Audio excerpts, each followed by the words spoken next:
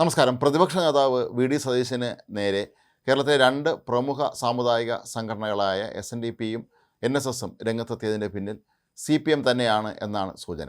കാരണം CPMനെ സംബന്ധിച്ചിടത്തോളം അവർക്ക് നേരെ ഭീഷണിയായി ഏതെങ്കിലും നേതാവ് കോൺഗ്രസ് പക്ഷത്ത് ഉയർന്നു വന്നാൽ അവർക്കെതിരെ ആരോപണങ്ങൾ ഉന്നയിക്കുക അല്ലെങ്കിൽ അവരെ ഏതെങ്കിലും കേസിൽ കുരുക്കാനോ ഒക്കെ തന്നെ ശ്രമിക്കുന്നത് CPMൻ്റെ സ്ഥിരം രീതിയാണ്.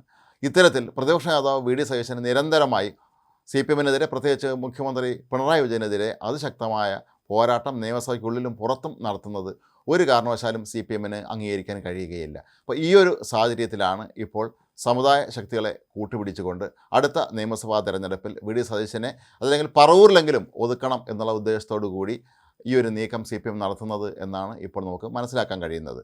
SNDP യോഗവുമായും NSSുമായൊക്കെ തന്നെ ഒരു കാലത്ത് കോൺഗ്രസിന് വളരെ നല്ല അടുത്ത ബന്ധമാണ് ഉണ്ടായിരുന്നത്.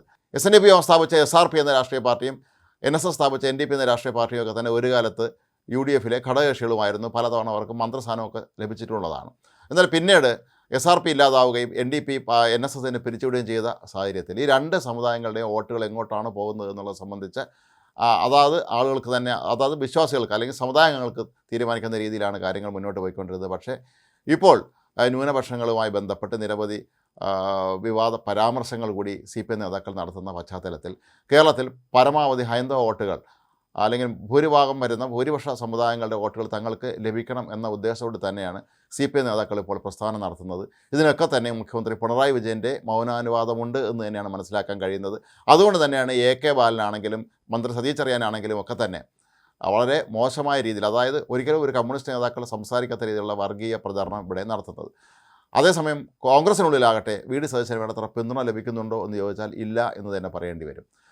ഒരുപക്ഷെ നാളെ UDFന് ഭരണം കിട്ടിയാൽ പോലും വി ഡി സതീശനെ മുഖ്യമന്ത്രി ആക്കാതിരിക്കാനുള്ള നീക്കങ്ങൾ ഈ സമുദായ സംഘടനകൾ ഇപ്പോഴേ നടത്തുന്നുണ്ട് എന്ന് വേണം കരുതാൻ. നായർ ഈഴവ സമുദായങ്ങളുടെ വോട്ടുകൾ നിർണായകമാകുന്ന വടക്കം പറവൂർ മണ്ഡലത്തിൽ നിന്നാണ് 2001 മുതൽ വി ഡി സതീശൻ ജയിച്ചു വരുന്നത്. അപ്പോൾ നിയമസഭയിലും പുറത്തുമൊക്കെ തന്നെ അദ്ദേഹം നടത്തുന്ന CPMനെതിരായ പോരാട്ടങ്ങളൊക്കെ തന്നെ വിജയം കാണുന്ന ഒരു അവസരത്തിൽ എങ്ങനെയും ഇയാളെ ഇല്ലാതാക്കുക എന്നുള്ളത് തന്നെയാണ് അവർ ലക്ഷ്യമിടുന്നത്. ഒപ്പം കോൺഗ്രസിനുള്ളിലെ മുഖ്യമന്ത്രി പദമോഹികളെ സംബന്ധിച്ചിടത്തോളം അവരും ഇതിനെ ഒരു വ്യംഗ്യമായി പിന്തുണയ്ക്കുന്നു എന്ന് വേണം കരുതാൻ. കാരണം കോൺഗ്രസിലെ ഒരൊറ്റ നേതാവ് പോലും ഇതേവരെ വെള്ളാപ്പള്ളി നടേശൻ്റെയോ അതല്ലെങ്കിൽ D. സുകുമാരൻ നായരുടെ പ്രസ്താവനയ്ക്കെതിരെ രംഗത്തെത്തിയിട്ടില്ല. വെള്ളാപ്പള്ളി നടേശനാകട്ടെ പ്രതിപക്ഷ നേതാവിനെ ഊളംപാറ കൊണ്ട് അഡ്മിറ്റ് ചെയ്യണമെന്ന് വരെ വിളിച്ച് പറഞ്ഞിട്ടും ആരും എന്തുകൊണ്ട് പ്രതികരിക്കുന്നില്ല എന്ന് ചോദിച്ചാൽ കോൺഗ്രസ് രാഷ്ട്രീയം എപ്പോഴും അങ്ങനെയാണ്. സാമുദായിക നേതാക്കളെ എപ്പോഴും കൂടെ നിർത്താൻ തന്നെയാണ് അവർ ശ്രമിക്കുന്നത്. ഇന്നലെ കോൺഗ്രസിൻ്റെ മുതിർന്ന നേതാവ് കൊടുക്കുന്ന സുരേഷ് MP NSS ആസ്ഥാനത്ത് എത്തിയിരുന്നു. ആദ്യം മാധ്യമപ്രവർത്തകരെ കണ്ട് അദ്ദേഹം സ്ഥലത്ത് നിന്ന് മുങ്ങിയെങ്കിലും പിന്നീട് വീണ്ടും തിരിച്ചെത്തുകയായിരുന്നു. ഇതൊക്കെ തന്നെ സൂചിപ്പിക്കുന്നത് കോൺഗ്രസിലെ വലിയൊരു വിഭാഗവും ഒരു പക്ഷേ ഈ സാമുദായിക സംഘടനകളെ രഹസ്യമായി പിന്തുണയ്ക്കുന്നുണ്ട് എന്ന് തന്നെയാണ്. വി ഡി സതീശനെ ഒരുപക്ഷെ ഒറ്റപ്പെടുത്താൻ തന്നെ ആയിരിക്കാം ഇത്തരത്തിൽ കോൺഗ്രസിനുള്ളിൽ ഒരു നീക്കം നടക്കുന്നത്. UDFിലെ ഘടകകക്ഷികൾ ആരും തന്നെ ഇക്കാര്യത്തിൽ ഇനിയും പ്രതികരണം കൃത്യമായി നടത്തിയിട്ടുമില്ല. ഏതായാലും ഈ സാഹചര്യത്തിൽ ഒരു കാര്യം വ്യക്തമാണ്, സതീശൻ ഒറ്റയ്ക്ക് തന്നെ ഇറങ്ങി പോരാടേണ്ടി വരും. സതീശനെ പ്രതിരോധിക്കാൻ സതീശൻ മാത്രമേ കാണുകയുള്ളൂ എന്നുള്ള അവസ്ഥയാണ് ഇപ്പോഴുള്ളത്. ഘടകകക്ഷികളോ സ്വന്തം പാർട്ടിയിലെ നേതാക്കളോ യുവജന വിഭാഗങ്ങളോ, നേരത്തെയൊക്കെ എപ്പോഴും കോൺഗ്രസിലെ തിരുത്തൽ ശക്തിയായി മാറിയിരുന്ന യൂത്ത് കോൺഗ്രസ് പോലും ഇതൊന്നും തന്നെ കണ്ടിട്ടും കണ്ടില്ല എന്ന് അടിക്കുകയാണ്. കാരണം നിയമസഭാ തെരഞ്ഞെടുപ്പിന് മാസങ്ങൾ മാത്രമേ ബാക്കിയുള്ളൂ. അവിടെ തങ്ങൾക്ക് സീറ്റുകൾ ലഭിച്ചാൽ അവിടെ ഈ സമുദായ സംഘടനകൾ തങ്ങളെ കാലുവാരുമോ എന്നുള്ള ഭയം ഒരുപക്ഷെ കോൺഗ്രസ് നേതാക്കൾക്ക് ഉണ്ടായിരിക്കും. പക്ഷേ ഒരു കാലത്ത് യൂത്ത് കോൺഗ്രസ് എന്ന് പറയുന്നത് ഇത്തരം സാമുദായ സംഘടനകളെ ഒരു കാരണവശാലും അടുപ്പിക്കരുത് എന്നുള്ള പിടിവാശി ഉണ്ടായിരുന്ന ഒരു കാലമുണ്ടായിരുന്നു. AK ആന്റണിയും വയലാർ രവിയും BM സുധീരനും ഉമ്മൻചാണ്ടിയൊക്കെ നേതൃത്വം നൽകിയിരുന്ന യൂത്ത് കോൺഗ്രസ് ആകട്ടെ കോൺഗ്രസിൽ എല്ലാ കാലത്തും ഒരു തിരുത്തൽ ശക്തിയായി തന്നെയാണ് പ്രവർത്തിച്ചിരുന്നത്. അന്ന് തങ്ങളുടെ നേതാക്കന്മാർക്കെതിരെ വരുന്ന ഇത്തരം സാമുദായിക നേതാക്കളുടെ ഒളിയമ്പുകളൊക്കെ തന്നെ കൃത്യമായി നേരിടുന്ന കാര്യത്തിൽ യൂത്ത് കോൺഗ്രസ് വലിയ തോതിൽ വിജയിച്ചിരുന്നു.